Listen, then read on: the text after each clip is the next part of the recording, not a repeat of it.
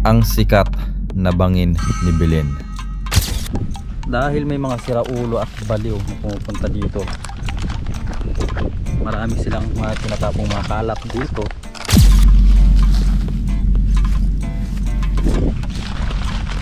Ito ay matatagpuan sa Barangay Santa Lourdes.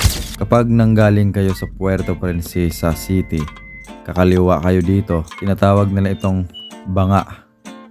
Pagkatapos, didiretso lang tayo. Pagdating nyo dito sa kanto ng Purok Pulang Lupa, may mapapansin kayo ditong sign na nakalagay Purok Pulang Lupa at may arrow. At dito kakanan tayo at medyo ma-rough road lang yung daanan, pero kayang-kaya ng inyong mga motor yan. At sa part na to ay kakanan tayo ulit, tapos didiretso tayo ulit. At pagdating dito sa unahan konti, kakanan ulit tayo. Ayan, susundan lang natin itong si kuya na nakamotor. Kapag dumating na kayo dito sa unahan, kakanan tayo ulit dito sa daanang ito. Ayan, at didiretso lang tayo. At meron tayong madadaanan dito na maraming bahay. Ayan, didiretso lang. Susundan lang natin yung dinadaanan nitong nakamotor na ito. Ayan, may mga bahay dito sa part na to. At yung kalsada, paakyat na ito pataas. Ayan, sundan lang natin yan. Didiretso lang tayo. Dito sa part na to, medyo ma-rough road talaga yung daanang ito. Medyo malalaki yung bato dito. At ayan, syempre dire-diretso lang. Dire-diretso lang, sige. Tiisin lang natin yung mga bato-bato. Pero hindi naman yan gaanong makakasira sa ating mga sasakyan, dahil kayang-kaya yan. At pagdating natin dito sa itaas, mapapansin nyo, may kulay na sky blue. Yan po ay bakod ng simbahan. Ang bakod na yan ay gawa sa simento. Ayan, yan yung palatandaan na sa part na yan ay dyan tayo kakanan. Ayan, kakanan tayo dito. Kasi ito yung daanan papuntang Bangin ni Belen. Tapos, didiretso lang tayo pataas. Didiretso lang. Medyo mahirap-hirap yung daanan dito kasi makakapal yung damo. At may mga bato-bato. At syempre kayang-kaya ng motor nyo yan. Ayan.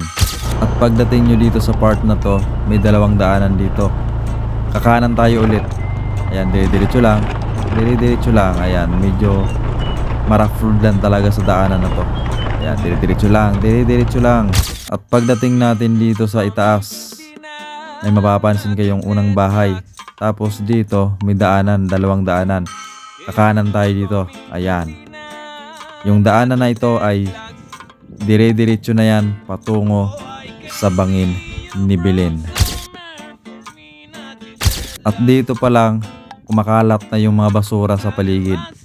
Ayan, napakaganda ng view, pero napakadaming basura. Dahil may mga siraulo at baliw na pumupunta dito, marami silang mga tinatapong mga kalap dito. Yan, yung mga bote ng beer.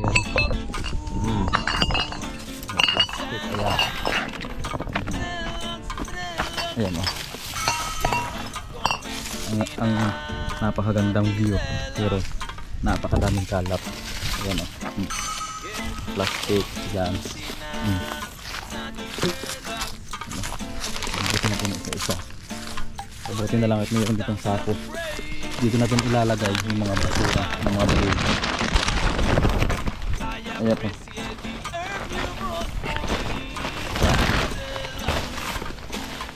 Yung mga basura nila. Yan o.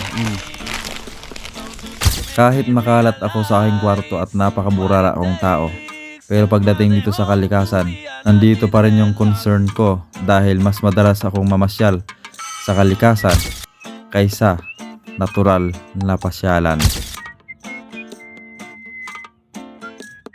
At dito sinit up ko na nga itong aking portable kalan, dahil magpapakulo ako ng tubig at ako'y magkakape. At habang nagkakape, mag-i-enjoy ka sa napakagandang view.